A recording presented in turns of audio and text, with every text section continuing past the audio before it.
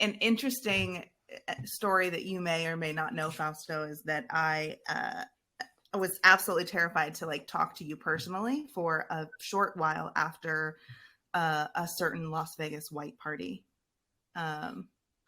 Really? Why? Did something happen? Well, it did, and I had no idea who knew or didn't know.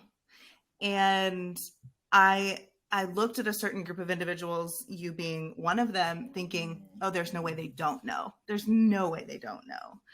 And I kind of walked away with my tail between my legs and hid from it for so long, and until I kind of had to just look in the mirror and say, you know what, Renee, you got to live by the motto that you have set, which is, as awkward as it may be, you've got to step into it and just call a spade a spade.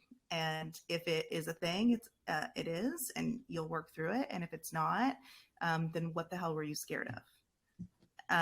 And interestingly enough, you were that beacon for me. I do not know why you were placed as the person that I was terrified to know, but I knew in my deep, soul, oh gosh, she has to know.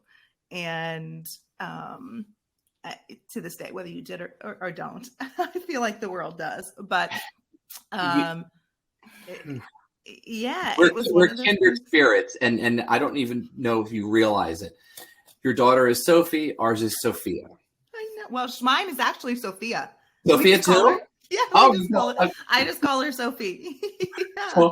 So we have Sophia's. We have the same situation, and yours imploded a lot, whereas ours could have.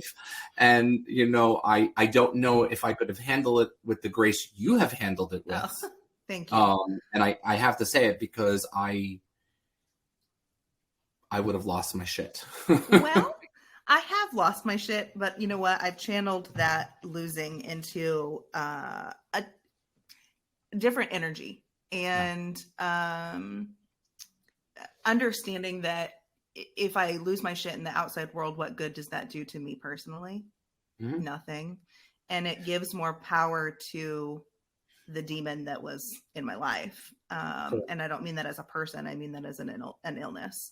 Mm-hmm. And there certainly have been moments that I have recorded videos on my phone. I'm posting this on TikTok. This is going to be my first one. And I'm like, no, someday I'll go back through the drafts and maybe we'll share a highlight reel. I don't know. We'll see. But I don't know if for you certain words trigger certain things, but for me they do. And certain certain smells. Yeah. Oh. Like seltzer water or broken. Yep. I hate the word broken. Yep. Broken drives me bananas. Yeah. And it's just one of those things because I project a lot onto other people, and sure. I admit my insecurities because I sit 24 hours in my head and worry. Well, yeah. And I have to figure out a way to not do that anymore. Yeah. Because if I'm at an event, then I'm worrying about XYZ. Mm-hmm. Are we talking about those same things? Are we allowed to say that? I want to know where our boundaries are. If we're allowed to just. There are none. There are none. We're just going for it. You know me well. I'm not an easy person sometimes, and there are people who love me and people who hate me, but I am always going to be there for somebody. You know what I mean? And for me, the trust part, I can deal with a lot of shit. Alcoholism is one that is right at the top that I cannot. Because the fear of somebody dying, fear of somebody getting killed, all of those things sit and weigh on me. Yeah. And I go to events and I put them on, but I'm on literally looking at my phone the entire time that I should be concentrating on this event in a panic. Yeah. And that stresses me out. And I have to figure out a way to sort of kind of do it. Therapy didn't help me. To be totally honest, it didn't. Talking to friends does. Yeah. Because I can just let it out. And it's not even the part of paying for it. It's the part that I'm like, you don't get what I'm saying. You don't relate. Yeah, mm-hmm. You don't relate. Well, I want to just openly tell you that I'm in awe of the way that you have come through, and you're just unapologetic about it. This is life. The ugliness of it, the beautiful parts of it, but this is life. And for so long, I feel like you relate to this, but I feel like I was hiding it, and it was so not hidden, right? Everybody knew, but I was still pretending that nobody knew. And it's about time that we really talk about it from the angle of, yes, the person that is struggling with mental illness and addiction and all those things, but also the people that are in that circle and what it does to them, because it is it's just an unspoken thing, I think, especially in, I'll say, my former industry, which just sounds very strange to me, but the special event industry as a whole is heavy with stories like this, but so many that aren't talked about. It is. And when we opened that dialogue with your help with that article, it really did open up a lot, because there were people who were reaching out. And I don't know if they were reaching out to you as well, but it was amazing how they were reaching out to tell their stories. And when we had the conference, it could have gone for 2 hours because people weren't getting up to leave. And there were tears, and there were people that were actually relating to the stories, because you're 100% correct. In our industry, there are people that suffer with addiction, with debilitating diseases, with depression, that is just quiet because we're so busy putting the love effect on everybody else that there's nothing left for us. That's right. And I finally realized, and I didn't do it by myself. I appreciate you giving me the credit to hold my head up high, but it's really my staff that helped us. And I don't know why, to be honest with you, because I would have walked. If I was on their end of that, I would have walked. And had that happen. I would have said, screw this. I'm like, this isn't my place. And they did it. And I think they did it because they cared about us. Yeah. Which is weird, because I do care about them too. But in a weird way, I just didn't think that they had those emotional ties to us, but they did. And something that opened my eyes up was in November, we had a really awful November. It was one of those Novembers that it was just crazy. And the staff pulled it together. I don't know where they pulled it from, but we wound up in the New York Times with one of our weddings. Yay. And it was just brutal, but all of these other things were going on behind the scenes. As long as the client never realizes what happens, it's fine. But, Ruben did wind up in an ambulatory way, which means he could not walk until almost 11 o'clock at night. You're saying things that are right out of my head. And one of them was, as long as the client is fine, as long as they don't know, as long as everything, it's okay. It's not okay. It's not okay. And I'll lump myself back into the industry. We live for others, right? But that only lasts for so long. You have to understand, and I guess I'm removed just a fraction enough of it that I can see I was doing no good to anybody. It was all fake, every bit of it. And that's so hard. It was gratifying in the moment, right? New York Times is huge. There's nothing to take that away from you. It's incredible. It's a milestone. It's something that people will covet for their lifetime, and very few get in our industry. So I will not take that away from you. But it's fake, like you said. But there is an article that the New York Times could write about the complete other side of it. Yeah. And that is wildly ignored. I think you and I share such an interesting line where, it's a partnership and a business sense, as well as a marriage. And the industry, the special event industry, is full of that. There's a lot of husband and wife duos, husband and husbands, wife and wife. There's a lot of that. And it is extremely difficult to navigate. I didn't realize how difficult it was to navigate for our staff until it was so broken and sorry, I'm using that word, but it was, and so obvious. And it took me some time to sit back and I'll probably process this for much longer than I have. But, we did some damage to people that I didn't realize I was doing. because they were so close to the chaos. And I hate that. I would love to hear from you, some of the things that have worked for you in keeping that away from your staff, and how, you said they are propping you up. That's phenomenal. And that you didn't think that was going to happen. In the awkward, my dog has issues. And so here she is. For me, it's always, I just humbled to them. I mean, and they also saw the devastation. I mean, I remember a couple of years ago when everything really did come to light, and, and I'm going to preface this, we used to drink and have fun and all that stuff before Sophia was born and all that, but I never realized it was a problem. You know what I mean? I just thought, oh, we're having fun. Yeah. I could stop, then he couldn't. But he comes from a long line of alcoholism, and it is a disease. And I never was paying attention to it. And then when it finally erupted, I remember being at an event and I literally couldn't catch my breath because I was just in a panic. I was actually not even fearful at that moment for my family. I was fearful of what people were going to say. Sure. Isn't that sad? No, I get it. I understand. What the industry was going to say about me, or then what was going to be written online, that fear. Yeah. And they pulled me aside. They hugged me. They did whatever. I said, I just need your help. I need your help. I need your help. Please. We're going to fix this, whatever. And that was the first stint that we've been in rehab. And it was an intro. I call it camp. It's the way I could handle it. Camp is what we call it. I can't call it anything else, so I'm going to call it camp. So I wanted to say what it was, but it's camp for me. Sure. And I just remember just on my knees begging for them to stay with us.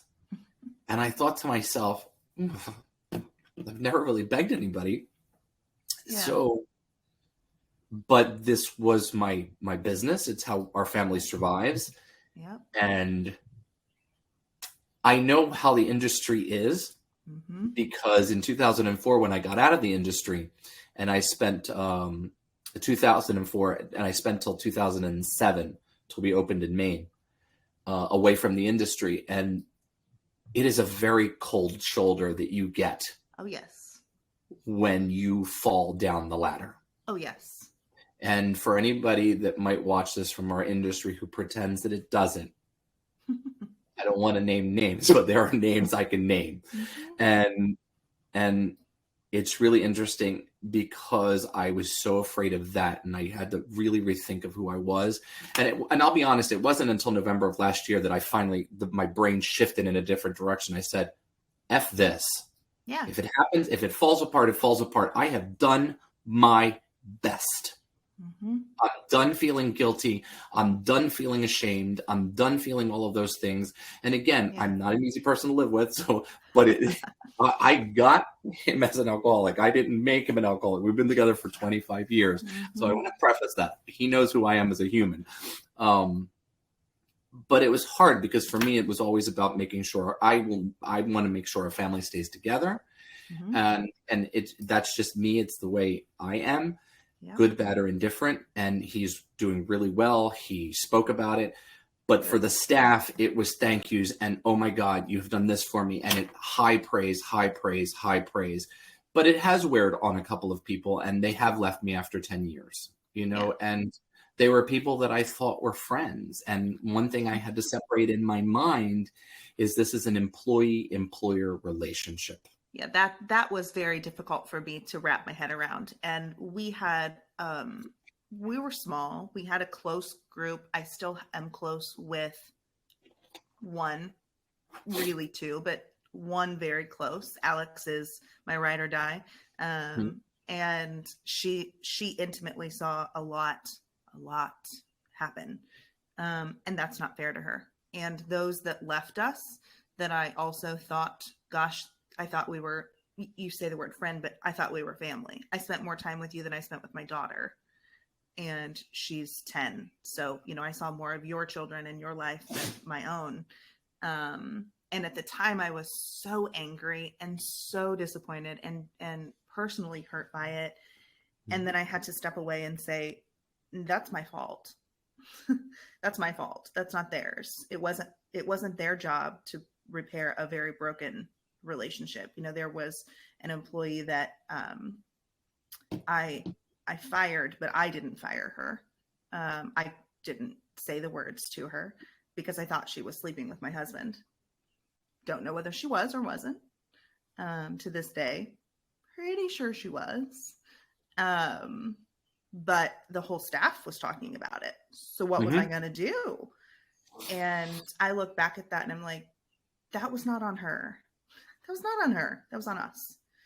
And I've learned a lot of business, I guess, sense from that lesson alone. It isn't family. It isn't friends. You are their employer, and there's a boundary that when it's crossed is so unfair to the other person. And you can't go back from it. You can't. No. And what justifies it in the moment, for me at least it was all fear.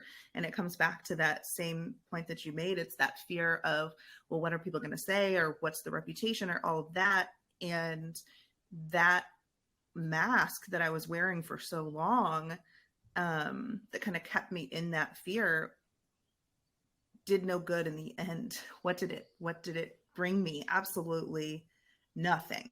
Zero things. Zero positive. But I think so many people wear it, and it's something that's just not talked about very often. It's funny, I have done a lot in this industry that I should have taken care of myself, looking back at my 36 years. Yeah. And there's two things I regret the most. And the first one was a couple of years ago. Ruben's mom was driving Sophia and got into an accident. Mm-hmm. Sophia was fine. Ruben's mom was not. Oh no.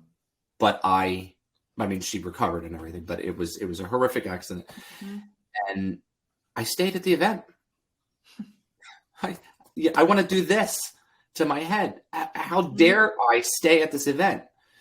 And then the second was my mom died this past August, the 21st, last year. And she died on Sophia's birthday. Mm. And we were wrapping a 3-day event for a good client at a really good event space that we do jobs at. And I got to the point where it was just clean up, and then I left. And I should have left the moment that the first tear rolled down my face, because I was in no way, shape, or form able to complete it. Yeah. But I sucked it up, and it was just in my head. And I, we all do this. And then you come home and you have to process all this shit, but you don't have time to process it because the week is starting all over again for the next person getting married. That's right. And I came through a decision that I'm done with that. There's not enough money. I'm not going to get any richer. I'm okay, comfortable. I want to be able to pay my bills, my mortgage. That's okay. Mm-hmm. And chasing this phantom dream that I'm going to be like my heroes at Catersource, let's call them. Around you are now one of the heroes at Catersource if you haven't recognized it. So you did it. I'm no one's hero. I am just me. But I look at these people, and I remember the first time I was ever nominated for an award. It was an ACE award. I wanted this so bad. Mm-hmm. So bad, because I didn't want it because I wanted it because I wanted to prove to everybody in that audience something that I didn't need to prove to anybody. That's right. And I finally, 7 times later, that I've never won. I'm just always a bridesmaid, never a bride. And so I remember accepting the award for a friend of mine who couldn't make it. And it was plastic. It was plastic. Yeah. So this laughter came on. There's a photo of me with Sasha Souza on stage, and I'm laughing because I'm holding this. I'm not laughing because we're having this communication. I'm laughing because it's plastic. Yeah.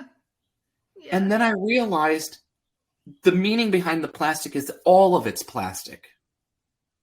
Yeah. I hate to say that because it's an industry I absolutely love, but we're really not genuine. That's to each other. And I feel like I will tell you all of it, even with the fear of you exposing me as a fake or a fraud or whatever it is. But at the end of the day, we all do the same thing. claim that we're doing all of this stuff, and when the chips are down, you see people that are falling apart. I'm like, wait a minute, weren't you supposed to be a multi-million-dollar company? Yeah, weren't you? How are you collapsing? So Yeah. plastic is a good word that I started using in my self-consciousness when I walk around and I see the fakeness. And I hate to say it like that because I do adore some people. Yeah. Not everybody's fake. I want to make sure that I'm not offending anybody. If you think you're fake and you think I'm talking about you, that's on you, not me. Yeah, that might be something we need to dissect. There's disclosure. But I stopped chasing that fake dream. Yeah. I did it. I survived 36 years. What more do I need to prove to anybody? That's right. I'm good. I will make you a plastic award that says I survived 36 years. Like I said to Ruben, if it collapses tomorrow, I'm okay. Yeah. I'm not worried anymore. I'm not worried about what anybody says. I'm not, because there have been big eye openers for me, and the alcoholism has been one. Me choosing the work over family has been the other. And I'll share it. When I left catering in 2004, I got a call from the police department, and they were trying to say that I committed fraud with my company. And that was a real eye opener to go back to Philadelphia and watch the same caterers that I worked side by side with, and only one didn't turn their back, and it was Meryl. She never turned her back on me. Tried and true, Meryl Snow. And I remember getting this invitation to her opening of her new commissary. And I sobbed and I cried, hand to God, because I thought, how do I go from the DA's office to this party? Well, with my head held high, because I didn't do anything, I have the proof, and I will win. Yeah. And like Tina Turner, I won with my name, not the money, but with my name. The money was all gone. The company folded without me. Yeah. And years later, I sit on some boards and some Leading Caterers of America with some of the same people. And I'm not afraid to say that out loud, because you know who you are. You're living in the awkward. That's what that is. And it is an extremely freeing thing when you can live in a space where you're like, I'm good with me. I'm good with me. I know the truth, and your version of it doesn't change the series of events that have unfolded. And I hear you. We do share so many similarities, Fausto. It's amazing. I also am in a position where I shouldn't say a whole lot about it because it's still an ongoing thing. Yeah. But I'm being blamed and sought after legally for things that I sure shit. I'm going to cuss because I can. It's my show and I'll do what I want. I didn't do that. And I know it. And the people that are closest to me know it. And that's all that matters. And I know people are talking, and I know there are stories running wild, but the truth finds its way to, live, and actions of others prove the truth. And that's unfolding in my life right now, every day. And it's a tough journey, but like I tell everybody, I needed that journey because look, I gotta give me a minute. Phrase it. Well, I was gonna cry, but when I lost everything in 2004, I was so hard on myself. But there was this master plan that I didn't know anything about. And this master plan that the universe gives you is there's a reason for everything that happens. And I became this sort of believer in the universe, which is kind of weird because I'm not saying I'm a guru or I practice yoga or yogi or any of that stuff. But I started watching all these signs, and I got put into this position of going to a restaurant to work. I have never worked in a restaurant in my life. I didn't even know what a micros machine was. But I needed the money. I needed to work. And I kept watching the people coming in and out. I took the job at this restaurant, which they were 10 years too late for the location. But they were good to me. The family was wonderful to me. They gave me a job. They paid me really well. And that's how I found my daughter, through that restaurant, from somebody who knew somebody. That's how it At works. the end of the day, I needed to lose this to get this. Yeah. And then everything went well. The adoption was perfect, everything. And then we moved forward. We moved to Maine and then got hit with the lawsuit and then had to go back and forth to Philadelphia. And again, all for reasons to put you there. And I think the universe gives you what you need and takes away what you don't need. Yes, 100%. And in the moment, none of that makes sense and none of that feels good. I saw a quote and I posted it actually on my social media yesterday. It was something like, one moment you feel like you're the ocean and the next minute you feel like you're drowning in the waves. And my only takeaway is have a life vest because it just is, it changes like that, the ebbs and flows of it. And I think we get so in our own world that we think that it's only happening to us. And that it only is bad for us. And that negative voice inside of us just crushes any hope of something changing or the goodness that could actually exist in the worst moments. And living through the last 2 years, but really the last 8-9 months of my life, I have found goodness in the worst moments that I couldn't have dreamt this up. I couldn't. In all of the moments, and you said you sit and you worry and you fabricate all these things that could happen or might be happening, and you're watching your phone and every moment your stomach is churning with what ifs. I couldn't have ever dreamt up this. But even in that scenario, there are good things. They might be really small, but if I focus on the really small good things, I have to believe that it will build itself to something better than what I could have imagined. I agree. I agree with that because I think my life is better with everything I know it sounds weird, but in a roundabout way, there are relationships that will forever not be mended back together. Sure. But that's okay because, like I said, those had to go and new ones come in. And I'm no longer fearful at Catersource, which is really interesting because you see one thing, but the fear is there. It really is. Isn't that crazy? It's so not talked about. We go and you walk the hallways and you're like, oh my God, what if I don't remember that person's name? Are they going to say something about me or, that I don't care enough? Will they know me? Because I know them, but will they know me? Or am I irrelevant? Have I aged out? That's a big one for me. Am I aging out? Am I aging out? That's a hard one for me. So you walk around those hallways sometimes in a real fog, I'm going to say. And you listen to other people and you're like, oh my God, they sound so much more intelligent. I have this stigma because I didn't graduate, which I know I can fix. I choose not to because I'm okay. I'm good. But it's a little devil that pops up here on the shoulder every once in a while. And I'm good. I'm good with that. But then you hear other people and you're like, oh, and you're like, oh, well, they're formulating their words better than I am. But it wouldn't be me. And I said to Ruben said, well, do you want to take a speaking class? And I said, no. Because if I change how I say or communicate, then I'm not really me and I'm lying to you. Yeah. And that I'm putting on a fake person to tell you how to sell your job. I'm just explaining to you how I do it. Yep. Now, again, in your market, how it works is on you, not me.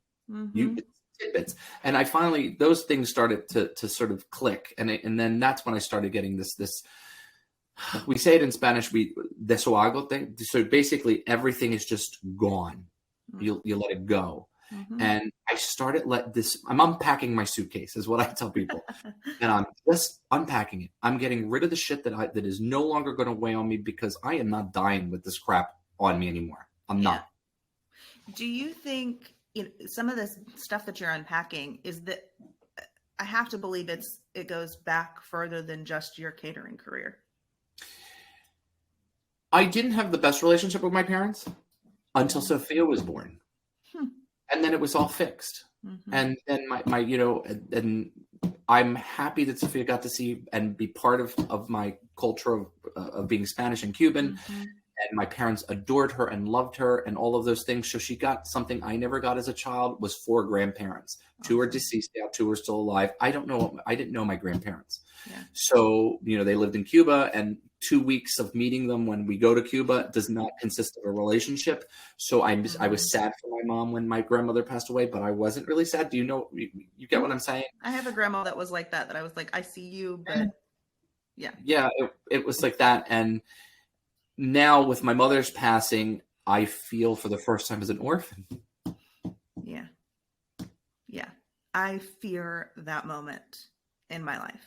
I had a terrible relationship with my mom growing up, to the point that we communicated I'm living in this house. I'm back in my childhood home with my parents. So living in these walls, writing, that was the only way I could communicate with her. We had a journal that we wrote back and forth, because if we actually spoke to one another, we would just scream, because we're the same person. Literally, we're the same human being.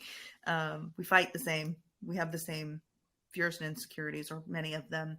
And that just was a conflict as a teenager. And I'm now here, and I wouldn't have, there's no way I would have survived this without them. I wouldn't. My mom's literally at the hospital right now having a procedure done, and I'm like terrified for that moment. So I completely, I don't even know how you're talking about it, Fausto, because I don't know what that would do to me. So navigating that, I know, is not easy. I'm grateful for the 16 years of Sophia will be 16 this year, so I count this year too. Mm-hmm. 16 years that it was fixed. Mm-hmm. And again, it's the universe, because when my parents moved to Florida, I was on my own. I've never asked them for money. Everything I've done, I literally moved out 17, out the door, dropped out of high school, did my own thing, worked my whole life. Mm-hmm. I didn't have like an awful childhood. I just didn't feel the connection to them. I know it's weird saying that, like there was no abuse, there was no childhood drama. Mm-hmm. I just felt I wanted something different than what they wanted, and they weren't getting me and I wasn't getting them. And to be honest with you, it was the fear of, I was never fearful of being gay. I was fearful of being Spanish. And I was embarrassed by it. Really? That's on me, not on them. That really is on me, because I witnessed my parents being taken advantage of, being made fun of, being called. I speak fluent Spanish, but you can't tell there's an accent. Mm-mm. I hide it. I had all Irish friends. I went to Ireland because I thought I was Irish for the longest time. I lived above an Irish bar. I like when I think back at my life, I'm like, oh my God, you tried to make yourself into somebody else. Other people were hiding in the closet. I was hiding in an Irish bar. You're like, here's my Guinness. Here I am. I promise. That's all I got. I was just really terribly ashamed of that. And I actually took a different name. My name was Tony, to all my friends. So people still back home call me Tony, because Fausto was such an easy name to make fun of. Mm-hmm. And then you had to explain it to everybody else. Where Tony, they assumed you were Italian. See? It's all hiding into these facades. We are going to unpack that baggage, my dear. We are. We're going all the way down to the very bottom. I'm giving you all of it. Well, I love that, because I want everyone, whoever listens to this, and it may be 5 people and it may be a whole lot more. I actually was just listening to a podcast with Ed Milet and Jenna Kutcher, and Ed's new book that's come out. I think it's The Power of One More or something like that. And he was echoing his dad was an alcoholic, died after a repaired relationship with them, but his dad had helped so many people become sober and live lives. And Ed is now a massive personal development speaker and all that. And, his underlying message was just one more person, one more day, one more story, one more whatever. And so if one person listens to this and hears what you're saying and understands and recognizes in themselves that we're all hiding something? Everybody. And we wear these masks, and I always Yeah. say to everybody, it's like people who paint their face or they change their hair or whatever. Everything is a mask, and I don't think we're always afraid to talk about it. Mhm. You know, I don't think that I wish that my first gay relationship was a better relationship, because that was the word. I mean, I've dated women and I've dated men. Men are much easier. I'll just be honest. I don't know about that. I may argue that statement right here. This is where it's actually going to go south. My first relationship was one of the worst relationships I ever had, and unfortunately, Ruben got the brunt of it, because when he came into my life, I'm like, I'm not going to do this, or this. You're not going to pigeonhole me the way this person did. And here I am 20 some years later, and I'm still that person that I'm not going to climb in and out of a window for you. I'm not going to do all of these things. And it's all about mask wearing. And lately I've just been taking my masks off. If I want something, I ask for it. If I don't want it, I say I don't want it. And things like that. And the same thing, like Ruben he opens AA on Wednesdays. Like, he unlocks the building. He's doing all these things. He got on stage. He verbally told an audience of people that he's an alcoholic, or recovering alcoholic, one day at a time. And he wrote the article and exposed it. That's big. His bravery exceeds mine times a million. Everybody's like, "Oh, you were so brave." The comments that flood in when we posted those were that, like, "So you're so strong, you're so this," and I'm like, I am nothing compared to this person who is in here writing and will speak about their story with owning it. That's incredible. And I tell him that because I want him to make sure that he understands that, because I don't think I could have if I was in that position. But he did it, and I know he did it to make sure our family stays together. Yeah. And that Sophia never has to witness him drunk again. Yeah. That was hard. I can be a lot of things, from a cheat to everything else. But when your child comes to you and says that their other half is drunk, it's devastating. When your 10-year-old knows what that means. When your 10-year-old sees somebody drinking wine on TV and is aware of it. That's hard. But I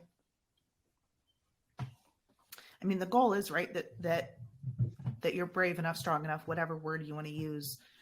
And as Ruben has done, stood up and walked into it and is willing to do the work and wants to do the work. I don't think I would ever be able to be that brave of a person. I remember going to one of our board retreats. I don't think you were in Charlotte. I don't think you were on the board yet. And I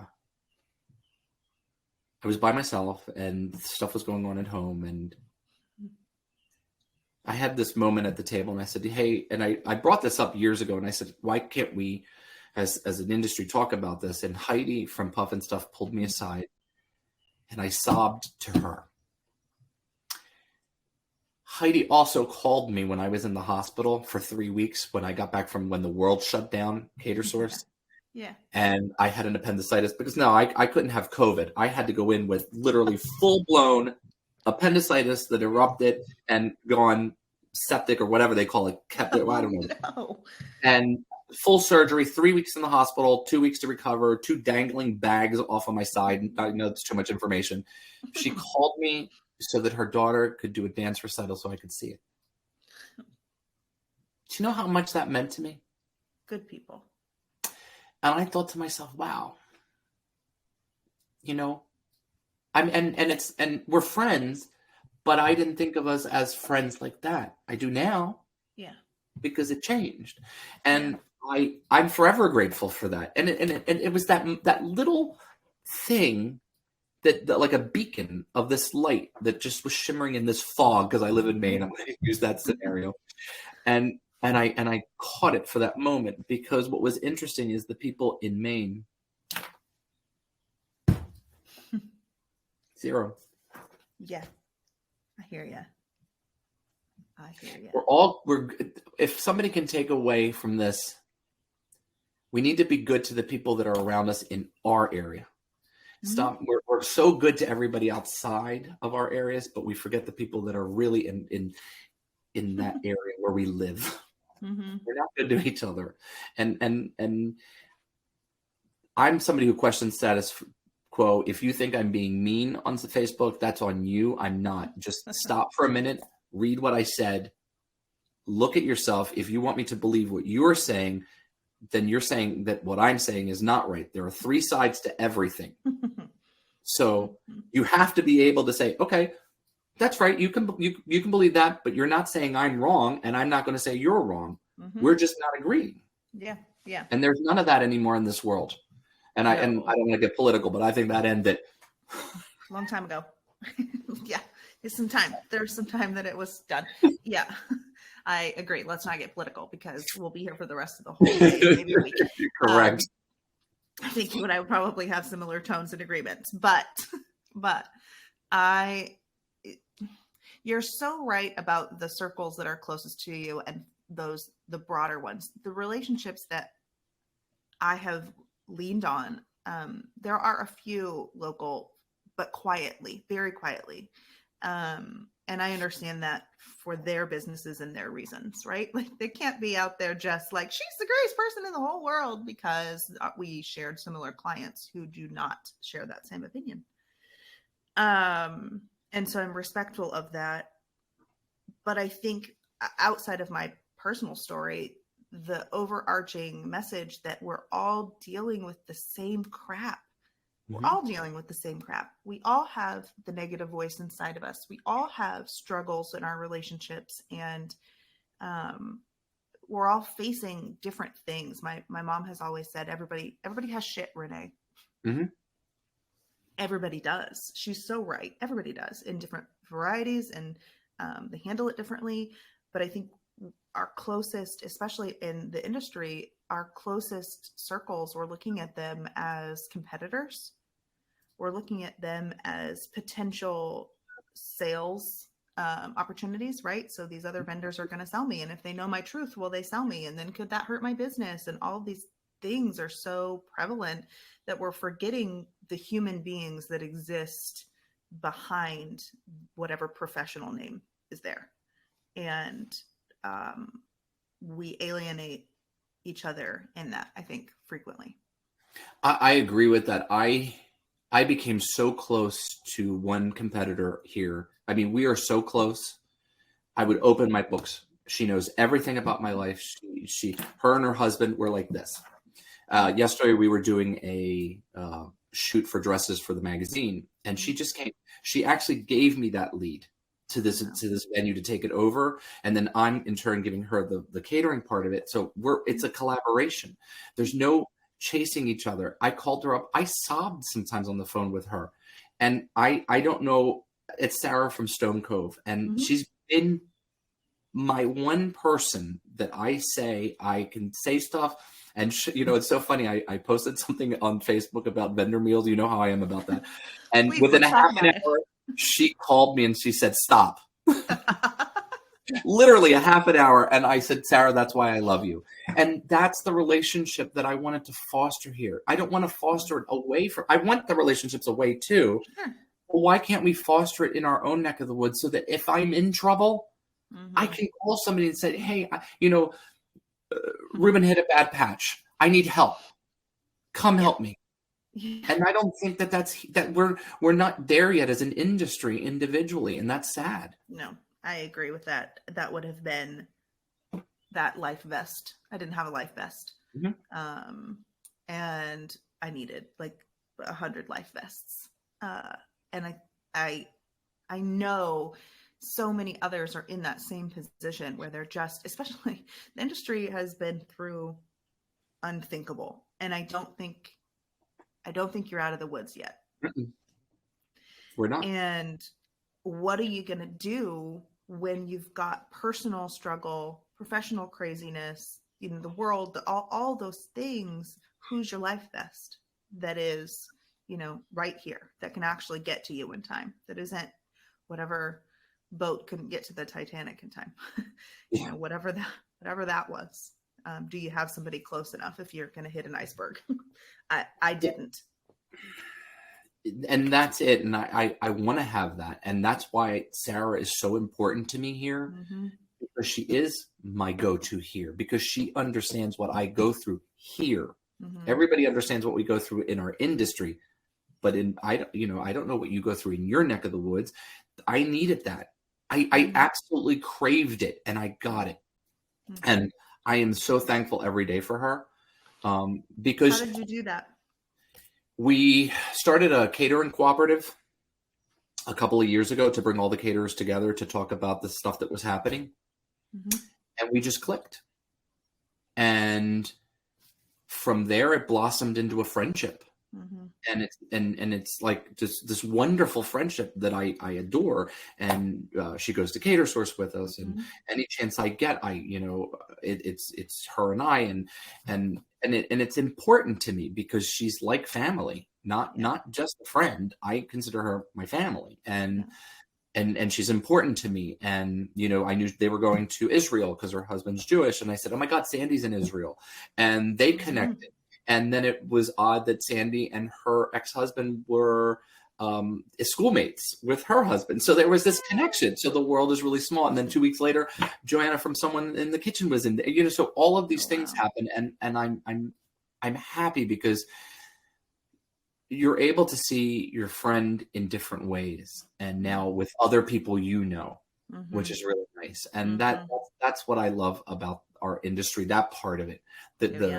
The shine part of it, not the fake shine, but the shine. And Sarah's important to me. And I don't think I could have gotten through the last 2 years without her, especially the pandemic, because she was right by my side when we were getting the state opened. And there were tears on both ends, and like, what are you doing about the PPP or the RRF? Or, and we were just, did you get it? Did you get it?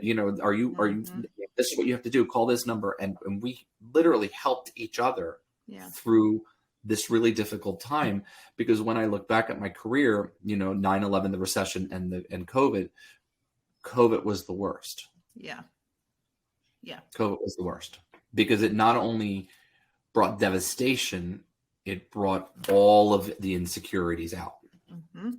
It's like it boiled pot over, right?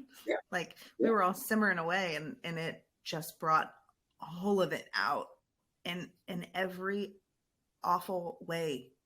It really did. And I can't say that would be what I would pinpoint our demise overall.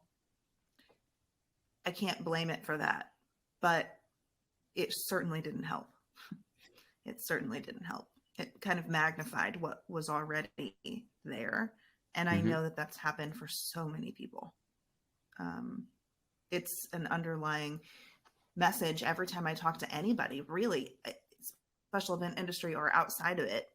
It's very interesting how the last few years have just magnified all of the ick and what we've been able to do either individually or as communities to help people navigate the ick, because everybody universally has dealt with it. Yeah, and you're right. And COVID can be blamed for a lot. I do like blaming COVID for a lot, because it puts it on something that's not physical. Do you know what I mean? And it can't be hurt. Their feelings aren't being hurt. So I tend to take that road. I am saddened by the devastation on our industry, but I'm more saddened at the people that didn't give hands up. That showed some true colors. And I think that I took notes because I was watching along the way. And, we all jumped on Clubhouse. We all jumped on whatever was there to just keep your mind occupied or to keep your name out there or evolving. And there are particular people who I jumped on different things and different organizations, But I watch the people that also jumped on those same thing walk away and ignore that person who helped them leap somewhere. Mm-hmm. And I'm like, wow, you still owe whatever you did to this person, because without that person, all these 10 people wouldn't know who you were. Oh, yeah. And I watch that a lot. And it's really, because I always thank this one particular person, Suche, because she connected a bunch of us that I would not have met. Like, I connected with Teresa because of Suche and the Event Therapy magazine. And now I do some articles for her. Yeah. And it really releases this inner demon out that I no longer have to carry it. Pen to paper helps a ton. Isn't it amazing? I have like 4 notebooks on my desk right now. Write it out, shut the book, put it away. Out. Yeah. This is my angry pen. This is my happy pen. So, and I know that you're talking to Teresa, and you might do some writing for her. It is really good. I think so many people could, if they just would take the leap to do it. So many people are not doing it for fear of what? It's that it goes all the way back to that judgment. It goes all the way back to that I want to be perceived as, or I don't think I'm good enough, or all those things. But everybody has a story. Everybody has some struggle and success, and sharing both is so helpful for so many others. I just feel like there's so many more people that it makes it you. I'll share something without divulging what this person said to me yesterday, because I just sort of met them. I mean, I work with them through one of the homes I broker. And it was really interesting. She sat down, and we've met maybe 3 times. But she started to talk to me about these real personal things about her children. And I understood everything she was saying. And I related to what she was saying. And I just felt so honored that she thought me, of all people, she could open up to. In a house full of women, and because all the models, and Ruben, who is a college graduate, and everybody else that was there, and I'm like, me. She talked to me, and she told me these very personal, intimate things. I gave her a hug because that's what I felt I needed to do. And I love the fact that I have that with some people that just come up and tell me their stuff, and I'm honored by it. I don't think I would have been honored by it a couple of years ago, but I changed as a person. And selfishness left me when Sophia was born. I always say that. I'm not as selfish as I was from the day she was born. I was a very selfish human being. I could have cared less about you. And I'm just being honest. Yeah. But when Sophia was born and she was put into my hands, here's another reason I don't like the word broken. I was recently at a flag raising because it's Pride Month, and all the kids from Biddeford High School were there, and they were raising it in our small town. And I kept hearing the word broken, broken, broken, and broken. And I said, so they brought open mic, and you could get up and talk. And I said, well, I got up and I said something. I said, look, I never thought I was broken until Sophia's adoption, and I had to choose between my insurance or Ruben's. Ruben's was 1,000% better than mine because he worked for a really good publishing house. And I handed Sophia over to him, knowing that he would never take off or anything like that. But the broken part comes from when the attorney says you'll need a note for anything you do with her. Oh. Because you are nothing. Nothing. Wow. And I remember the pediatrician coming to me and saying, I can't help you until you bring me the note. Oh my gosh. And I said, all right, I'm broken. I'm not like everybody else. And it has nothing to do with being Spanish. It only has to do with being gay.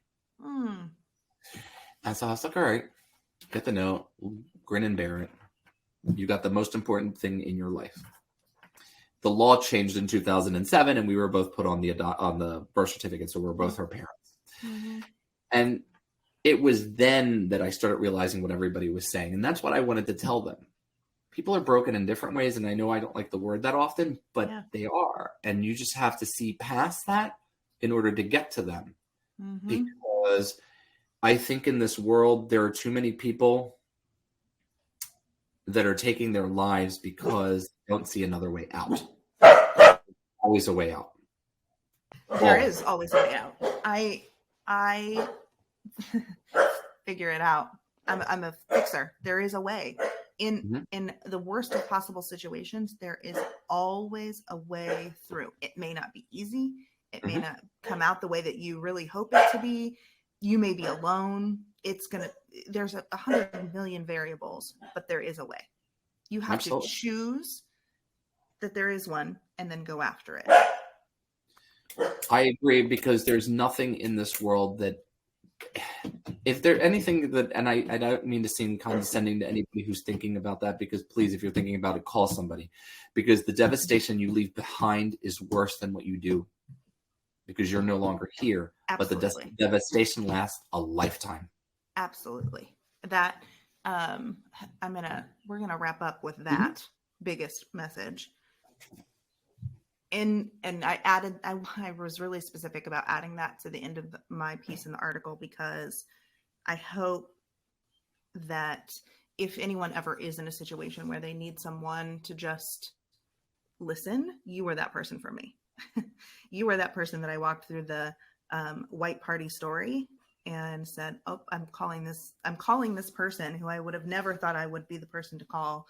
And if somebody needs me to be the person that they call through the white story, through that white party story, I want to do that. I want to be that person. And you have been that for so many people. And I think you need to take that recognition, whether it is a plastic trophy or not. Now I'm getting you one. I'm going to mail it to you next week. You need to take that recognition. Yeah, I know it's not easy, but we're going to get you up on the stage, Susan Luigi, and we're going to give you your plastic award for being the person. I'll catch my breath in a minute. Wow. Sorry. Nope. No need to apologize. Well, this has been awesome. Maybe we'll do a round 2. We just talked for a whole hour. We could probably do this. Yeah, it really is. We could do this for a couple more. How about that? Awesome. Anytime. I'll talk with you soon.